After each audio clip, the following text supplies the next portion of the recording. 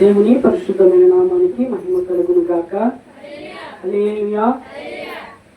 చేరు వచ్చిన ప్రతి ఒక్కరికి ప్రభు పేరిట ప్రత్యేకమైనటువంటి వందనాలు. దేవునికి స్తోత్రం చెబుతా. హల్లెలూయా గట్టిగా. కాబట్టి దేవుడు ఇచ్చినటువంటి అవకాశాన్ని బట్టి పరిశుద్ధ గ్రంథం నుంచి కొన్ని మాటలు మనం ధ్యానించుకుందాం. మత్తయి సువార్త 26వ అధ్యాయము 41వ వచనము, కొత్త నిబంధన పేజీ నంబర్ 28వ పేజీ. మత్తయి సువార్త 26వ అధ్యాయము 41వ వచనము.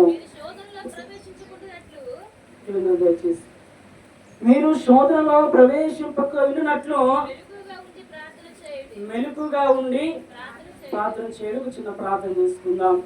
ప్రార్థన. పరిశుద్ధమైన తండ్రి, గొప్పవాడ, మహోన్నతుడ ప్రభువా, ఈ దాసులు నిలబడి ఉండగానైనా జ్ఞాపకం చేత నింపి ఆనాడు ప్రభు ఇర్మియాలోంచి యెహెజ్కేలులోంచి ఎలా అయితే మాట్లాడావో ఈ దాసుని సిలువ చాటున మరుగుపరిచి ఈ దాసులోంచి మీరు మాట్లాడమని యేసు నామమును బట్టి ప్రార్థిస్తున్నాము తండ్రి.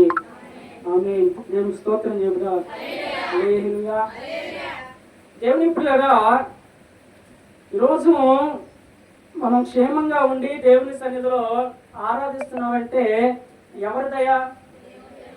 దేవుని దయ, దేవుని యొక్క కృప. అయితే దేవుని తర్వాత ఈరోజు మనం సజీవంగా ఉన్నారంటే దేవుని పిల్లగా మన కొరకు ఎవరో ప్రార్థన చేస్తూ ఉన్నారు. ఎవరు చేస్తున్నారు? ఇంకా ఈరోజు నువ్వైనా నేనైనా ఇక్కడ కూడి వచ్చిన ప్రతి ఒక్కరమైనా దేవుని పిల్లగా ఈరోజు సజీవంగా ఉన్నామంటే మన కొరకు ఎవరో ప్రార్థన చేస్తూ ఉన్నారు. ఎవరు చేస్తున్నారు? ఎవరు చేస్తున్నారంటే దైవజనుడు కావచ్చు, తర్వాత సంఘం కావచ్చు, తర్వాత నువ్వు నేను కావచ్చు, తర్వాత మన కుటుంబంలో ఎవరైనా సరే, మన బంధువుల్లో ఎవరైనా సరే మన కొరకు రోజు ప్రార్థన చేస్తున్నారు. దేవునికి స్తోత్రం చెబుదాం. ఎంతమంది నమ్ముతారు మన కొరకు ప్రార్థన చేస్తున్నారంటే?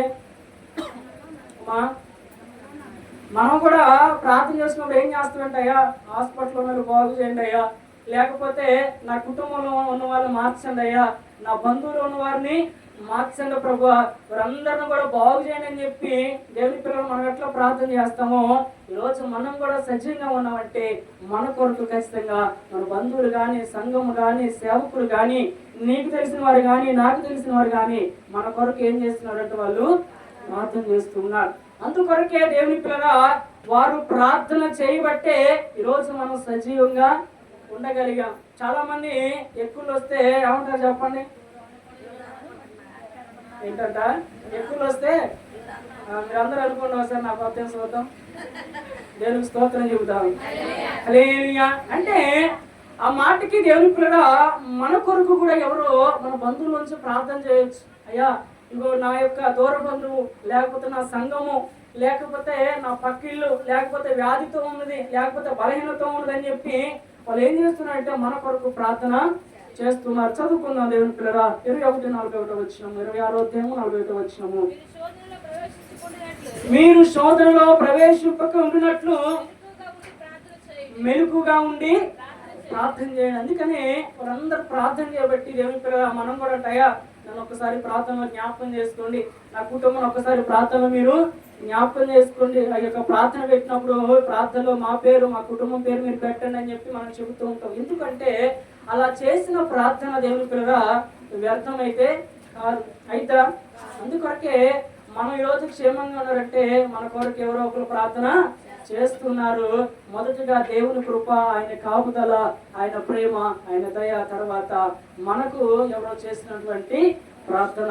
పరిశుద్ధ గ్రంథంలోంచి దేవుని పిల్లగా కొన్ని మాటలు మనము ధ్యానించుకున్నాం. దయచేసి వాక్యాన్ని శ్రద్ధగా ఆలకిద్దాం. నిర్గమకాండము 17వ అధ్యాయము 11వ వచనము. నిర్గమకాండము 17వ అధ్యాయము 11వ వచనము. మోషే తన చెయ్యి పైకెత్తినప్పుడు ఎవరు గెలిచారంట? ఇశ్రాయేలు గెలిచిరి. మోషే తన చెయ్యి దింపినప్పుడు అమాలేకీయులు గెలిచిరి. మోషే చేతులు బరువెక్కగా వారు ఒక రాయిని తీసుకొని వచ్చి కూర్చున్నటకై దాన్ని వేసిరి. ఒకడు ప్రక్కనను ఒకడు ఆ ప్రక్కనను తన చేతులను ఆనుకొనగా అతని చేతులు సూర్యుడు అస్తమించే వరకు నిలకడగా ఉండెను. అట్లు యెహోషువ కత్తివాడి చేత అమాలేకుల రాజులను అతని జనులను గెలిచెను. చాలు, దేవునికి స్తోత్రం చెబుదాం. హల్లెలూయా. మోషే చేతులంట ఇశ్రాయేలును అమాలేకులు యుద్ధం చేస్తా ఉంటే దేవుడు ఏం చెప్పాడంటే, నాయన ఇవి ఒక కొండెక్కి ఒక రాయెక్కి నీ చేతులు పైకెత్తి వారి కొరకు నువ్వేం చేయాలంటే విజ్ఞాపన చేయాలి. ఏం చేయాలంట? విజ్ఞాపన చేయాలి, వారి కొరకు ప్రార్థన చేయాలి. నువ్వు చేతులు పైకెత్తి ఎప్పుడు అట్లా ఉంచంటే దేవుని పిల్లల ఎత్తినంతసేపు కూడా ఇశ్రాయేలు గెలిచారంట. ఎవరు గెలిచారు? ఇశ్రాయేలు గెలిచారు. తర్వాత బరువు ఎక్కి దించినప్పుడు ఎవరు గెలుస్తున్నారు? శత్రువులు అంటే అమాలేకులు గెలుస్తున్నారు. ఇది గమనించినటువంటి అక్కడ ఉన్నటువంటి కొంతమంది ఏం చేశారంటే, అమ్మో ఈ యొక్క దైవజనుడు మోషే చేతులు పైకెత్తున్నప్పుడు విజ్ఞాపన చేస్తున్నప్పుడు దేవుడు తన ప్రార్థన ఆలకించి విజ్ఞాపన ఆలకించి మనల్ని క్షేమంగా ఉంచుతున్నాడు. కాబట్టి అతను చేతులు బరువు ఎక్కకుండా ఉండాలంటే ఏం చేయాలి అమ్మా అని చెప్పి వాళ్ళు రాయి తీసుకొచ్చి దాని మీద కూర్చొని ఆయన అని చెప్పి కూర్చోబెట్టి అటోకులు ఇటోకులు భుజం కాసి ఏం చేశారంటే ఇట్లా చేతులు ఉంచేదాకా దేవునిగా అట్లా ఉదయం మొదలుకొని సాయంత్రం అయ్యేంత వరకు తన చేతులు అలా ఉంచగా యెహోషువ దేవుని అక్కడ ఏం చేశారు? అక్కడ ఉన్నటువంటి అమలేకుల రాజులందరినీ కూడా జయించి వారిని చంపి ఏం చేశారంటే ఇశ్రాయేలు ప్రజలకు ఏం చేశారంట? విజయాన్ని తెచ్చాడు. దేవునికి స్తోత్రం చెబుదాం. హల్లెలూయా. ఆయన దించినప్పుడు ఏమైపోయింది? ఓడిపోయారంటే ఆయన ఏం చేస్తున్నాడు? ఆయన మామూలుగా చేతులు పైకెత్తుకున్నాడా? ఏం చేస్తున్నాడు ఆయన?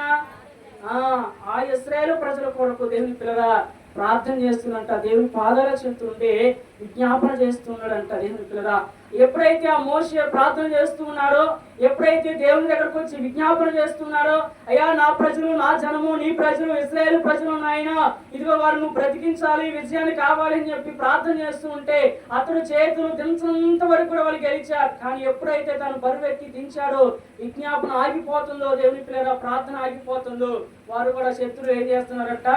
గెలవటం మొదలు పెట్టారు. అంటే ఇక్కడ మనం గమనించాల్సింది ఏంటి అంటే మోషే కూడా తన ప్రజల కొరకు ఇశ్రాయేలు కొరకు ఏం చేస్తున్నాడంటే విజ్ఞాపన చేస్తున్నాడు. ఇక్కడ మోషే ప్రార్థన చేయబట్టే కదా అక్కడ ఇశ్రాయేలు ప్రజలు ఏమైపోతున్నారంట? గెలుస్తున్నారు. దేవునికి స్తోత్రం చెబుదాం. హల్లెలూయా. అందుకని దేవుని పిల్లలు ఆయన చెయ్యి బరువు ఎక్కకుండా దేవుని పిల్లలు కిందకి దించకుండా ఇతరు ఆనుకున్న బట్టే సాయంత్రం అయ్యేంత వరకు అలా ఉండబట్టే దేవుని పిల్లల ఇశ్రాయేలు ప్రజలందరూ కూడా గెలిచారు. అందుకొరకే ఈరోజు దేవుని పిల్లల ప్రభునందు ప్రియమైనటువంటి సహోదరులారా మనకు కూడా విజ్ఞాపన అనేది చాలా అవసరం అంట. మన బంధువుల్లో ఎవరైనా మారకపోతే, మన బంధువులు ఎవరైనా మారు మనసు పొందకపోతే, మన ఒక గ్రామంలో ఎవరైనా విగ్రహార్మికులు ఉన్నట్లయితే, మన గ్రామంలో తాగుబోతులు ఉన్నట్లయితే, మనకు తెలిసిన వారు ఎవరైనా లోక సంబంధులు అయి ఉన్నట్లయితే, మనకు తెలిసిన వారు ఎవరైనా లోక ప్రకారంగా తిరుగుతున్న వారైతే, వారు చెడ్డవారైతే, లేకపోతే చుట్టూ ఉన్నటువంటి వారు ఎవరైనా సరే దేవుని పిల్లగా దేవునికి విరుద్ధంగా నడుచుకున్న వారు అయితే వారి కొరకు మనం ఏం చేయాలంటే ఎప్పుడు కూడా ఏం చేయాలి? ప్రార్థన చేయాలి. దేవునికి స్తోత్రం చెబుదాం. హల్లెలూయా. అందుకనే మీరు శోధనలో ప్రవేశింపకున్నట్లు మెలకు కలిగి ప్రార్థన చేయమని దేవుడు చెబుతున్నాడు.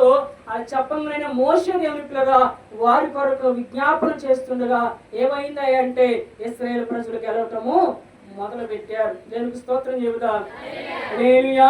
కాబట్టి ఇప్పుడు మనం ఆలోచిస్తే నిజంగా దేవుని పిల్లగా ఒక్కొక్కసారి మనం ప్రార్థన చేయకుండా పడుకున్నప్పుడు మన కొరకు ఎవరో ప్రార్థన చేస్తున్నారు కాబట్టి ఉదయాన్నే మనం సజీవంగా లేవగలుగుతున్నాం. అంతేనా అమ్మా?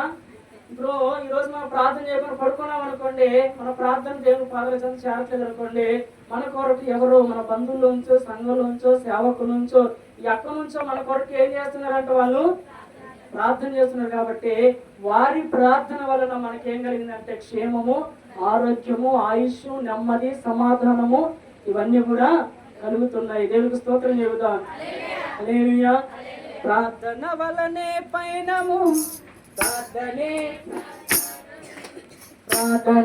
ప్రాధాన్యము, ప్రార్థన లేనిద పరాజయం. ప్రార్థన వలనే పయనము, ప్రార్థనే ప్రాధాన్యము, ప్రార్థనే ప్రాధాన్యము, ప్రార్థన లేనిద పరాజయం.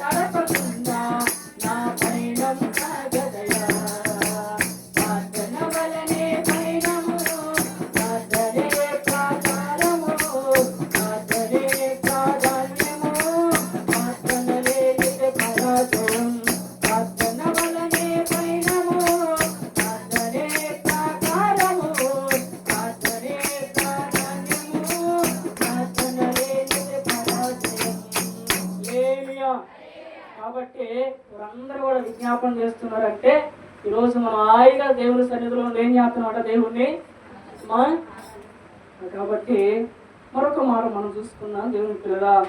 యెహోషువ 7వ అధ్యాయము 10వ వచనము, పాత నిబంధన 181వ పేజీ. యెహోవా యెహోషువతో ఇట్లా నేను లెమ్ము,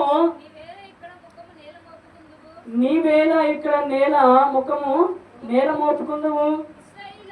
ఇశ్రాయేలుకు ఇశ్రాయేలు ఏం చేశారంట? ఏం చేశారు? పాపం చేశారు కనుక నేను వారితో చేసిన నిబంధనను ఏమై ఉన్నారు? వాళ్ళు మీరు ఉన్నారు. శపితమైన దానిని కొంచెం తీసుకొని ఉంచుకొని ఉన్నారు. కాబట్టి ఇశ్రాయేలు ఏమై ఉన్నారట? శాపగ్రస్తులై శత్రువుల ఎదుట నిలవలేక వెనుకకు తిరిగి. చాలు, దేవునికి స్తోత్రం చెబుతాం. హల్లెలూయా. ఇక్కడ కూడా అంట ఇశ్రాయేలు ప్రజల గురించి ఏమైతున్నారంటే వీళ్ళు కూడా ఇశ్రాయేలు ప్రజలు వేరే ఒకరితో యుద్ధం చేస్తున్నా గెలవలేకపోతున్నారు. అసలు ఏంటి సంగతి అని చెప్పి యెహోషువ ఎక్కడికి వచ్చిందంటే దేవుని పాదాల చెంతకు వచ్చి ప్రార్థన చేస్తుండు. ఎందుకోసం ప్రార్థన చేస్తుంది? ఇప్పుడైనా అమ్మా ఆ ఇశ్రాయేలు ప్రజలు గెలవలేకపోతున్నారు కాబట్టి ఇప్పుడు నేను కూడా ఏం చేస్తుంది? వారి కొరకు ప్రార్థన చేస్తుండో విజ్ఞాపన చేస్తుంది. అయ్యా ఎందుకు ఇశ్రాయేలు ప్రజలు గెలవలేకపోతున్నారు ఏంటి ప్రభు అని చెప్పి ప్రార్థన చేస్తుంటే దేవుడు అంటాడు, అయ్యా యెహోషువ ఎందుకు నేను ఇక్కడ నేల మోపుకొని ఎంతసేపు ప్రార్థన చేస్తావో, ఇదిగో ఇశ్రాయేలు ప్రజలు పాపం చేస్తున్నారు, నేను వద్దన్న దాన్ని శపథమైన దాన్ని ఒక వస్తువుని తెచ్చుకొని వారి సామాన్లు ఉంచుకున్నారు నాయన, మొదట దాన్ని తీసేస్తే అప్పుడు ఇశ్రాయేలు గెలుస్తారని చెప్పగానే తీసేయడంలో ఇశ్రాయేలు మరలా గెలిచారు. మరి ఇప్పుడు అక్కడ వారికి సామాన్లు తీసుకున్నారని ఎవరు చెప్పారు? ఇప్పుడు ఈయనకి ఎవరు చెప్పారు? దేవునికి స్తోత్రం చెబుతాం. హల్లెలూయా. అంటే ఎందుకు చెప్పిండు దేవుడు? ఉత్తుకుంటే చెప్పిండా? మరి అట్లుంటే చెప్పిండు ఆయన పాదాల చెంతకు వచ్చాయా, అయ్యా ఎందుకు నాయన ఈ ప్రజలు ఓడిపోతున్నారు, ఎందుకు ఇశ్రాయేలు ప్రజలు గెలవలేకపోతున్నారు, ఎందుకు అనేక మంది హతులైతున్నారు, ఎందుకు చనిపోతున్నారు అని చెప్పి దేవుని పాదాల చెంతకు వచ్చి సౌష్టాంగపడి దేవుని పిల్లగా నేలంట మోపుకొని దేవుని పిల్లల ముఖము నేల మీద మోపుకొని సౌష్టాంగపడి ప్రార్థన చేస్తుంటే అప్పుడు దేవుడు మాట్లాడిందంట. కాబట్టి అయ్యా యెహోషువ లేనాయన ఇగో శపథం మీద వాళ్ళు తీసుకున్నారని చెప్పి చెప్పగానే వెళ్ళి తీసేయగానే వాళ్ళు గెలిచారు. అంటే ఎప్పుడు కూడా ఇశ్రాయేలు ప్రజల కోసం యెహోషువ ఏం చేస్తున్నాడు? ఇక్కడ ప్రార్థన చేస్తున్నాడు, వారి కొరకు విజ్ఞాపన చేస్తున్నాడు. అంటే దేవుని పిల్లల మన కుటుంబంలో అయినా సరే మనం క్షేమంగా ఉంటే మన కొరకు ఒకరు ప్రార్థన చేసే వాళ్ళు ఖచ్చితంగా ఉండాలి వద్దా? దేవునికి స్తోత్రం చెబుదాం. హల్లెలూయా. మన కొరకు కూడా మన కుటుంబంలో కానీ మన గ్రామం కొరకు కానీ ఒకరు ప్రార్థన చేసేవాడు ఖచ్చితంగా ఉండాలి. ఇక్కడ అంతమంది 4 లక్షల మంది ఇశ్రాయేలు ప్రజల కొరకు దేవుని పిల్లరా ఇక్కడ ఉన్నటువంటి యెహోషువ కానీ మోషే కానీ వారు విజ్ఞాపన చేసినప్పుడు ప్రార్థన చేసినప్పుడు ఏమైపోయిందంటే దేవుడు మాట్లాడినలోనే వారి విజ్ఞాపన బట్టి ప్రార్థన బట్టి వారు సరి చేసుకున్న దాన్ని బట్టి దేవుడు వారిని గెలిపించింది. కాబట్టి ఈరోజు దేవుని పిల్లరా ప్రభునందు ప్రియమైనటువంటి సహోదరులారా మనము కూడా ఎవరి కోసం ప్రార్థన చేయాలంట? అమ్మా సంఘం కొరకు చేయాలి, దైవజనుల కొరకు చేయాలి, మందిరం కొరకు చేయాలి, నూతన ఆత్మ కొరకు చేయాలి, రాని వారి కోసం చేయాలి, విగ్రహాల కోసం చేయాలి, దేవుని పిల్లల గ్రామంలో అధికారుల కోసం చేయాలి, తర్వాత పేదల కోసం చేయాలి, ఇంకా దేవుని పిల్లల రైతుల కోసం చేయాలి, ఇంకా మారిన వారి కొరకు చేయాలి, తర్వాత హాస్పిటల్ ఉన్న వారి కొరకు చేయాలి. ఇవన్నీ కొరకు మనం ఏం చేయాలంట? అమ్మా చాలా మంది ప్రార్థన ఎట్లుంటుందంటే ప్రార్థన చేసి మొత్తం వారి గురించి అడుగుతుంటారు. దేవునికి స్తోత్రం చెబుతాం. హల్లెలూయా. మొత్తం ఏం చేస్తారట? వాళ్ళ కోసమే నాయన నాకు అది లేదు నాయన, ఇది లేదు నాయన, అట్ట నాయన, ఎట్ట నాయన అని దేవునిలో ప్రార్థన చేస్తూనే ఉంటారు. కానీ ఎదురు వారి కోసం ప్రార్థన చేయక దేవుడు ఏమంటాడంటే నిన్ను వల్లే నీ పొరుగు వాడిని ఏం చేయాలంట? ఏం చేయాలంట? నిన్ను వల్లే నీ పొరుగు వాడిని ప్రేమించాలి. అయ్యా నా ఇంటి పక్కన మారలేదు, నా ఎదురింటోరు మారలేదు, నా గ్రామంలో చాలా మంది మారలేదు, నా గ్రామంలో ఇంకా దైవజనులు లేరు, నా గ్రామంలో ఇంకా సంఘాలు లేరు, నా సంఘం ఇంకా ఆత్మీయతలు కట్టబడలేదు, నా సంఘం ఇంకా బండ మీద కట్టబడలేదు, విగ్రహాదికులు ఉండిపోయారు, ఇక రైతులు ఉండిపోయారు, అనేక మంది మారిన వారు ఉన్నారు, వచ్చిన వారు కూడా లోకానికి అప్పచెప్పబడుతున్నారు, వారి కొరకు నేను ప్రార్థన చేయాలని చెప్పి మనం చేసినప్పుడు ఏం చేయాలంటే ఒక్కసారైనా జ్ఞాపకం చేసుకునే వారిగా మనము ఉండాలి. ఒక మాట చూసుకుందాం దేవుని పిల్లరా. మొదటి తిమోతి రాసిన పత్రిక 2వ అధ్యాయము 1వ వచనము, కొత్త నిబంధన 190వ పేజీ.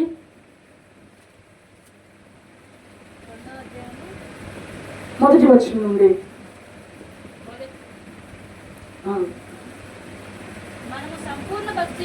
మనము సంపూర్ణ భక్తియు మాన్యత్యము కలిగి నెమ్మదిగాను సుఖముగాను బ్రతుకు నిమిత్తము ఏంటంట? నెమ్మదిగాను సుఖముగాను బ్రతుకు నిమిత్తము అన్నిటికంటే ముఖ్యముగా మనుషులందరి కొరకు. ఎవరి కొరకంట? ఒకరి కొరకు అని చెప్తుండా? మనుషులందరి కొరకును. ఎవరి కోసం అంట? ఇక్కడ నుంచి విందాం దేవుని పిల్లలు. రాజుల కోసము, అధికారుల కోసము, విజ్ఞాపనలు అంటే ప్రార్థన, విజ్ఞాపనలు, ప్రార్థనలను, యాచనలను, కృతజ్ఞత స్తుతులు చేయవలనని ఏం చేస్తున్నాడట? ఎవరి కోసం అంట? అధికారుల కొరకు, రాజుల కొరకు, ప్రభుత్వాల కొరకు, దేవుని పిల్లగా ఇంకా ఎవరైతే ఉన్నారో వారి కొరకు దేవుడు ఏం చెప్తున్నాడంట? ఇదిగో మీరు విజ్ఞాపన చేయండి, ప్రార్థన చేయండి. ఎందుకంటే దేవుని పిల్లగా వారి యొక్క ప్రాణాలు పణంగా పెట్టి కూడా ఇప్పుడు మనకు క్షేమంగా ఉన్నాడంటే భారతదేశపు సరిహద్దులు ఎవరున్నారు? మన చుట్టాలు ఉన్నారా? ఎవరున్నారు? నరేంద్ర మోడీ ఇంకా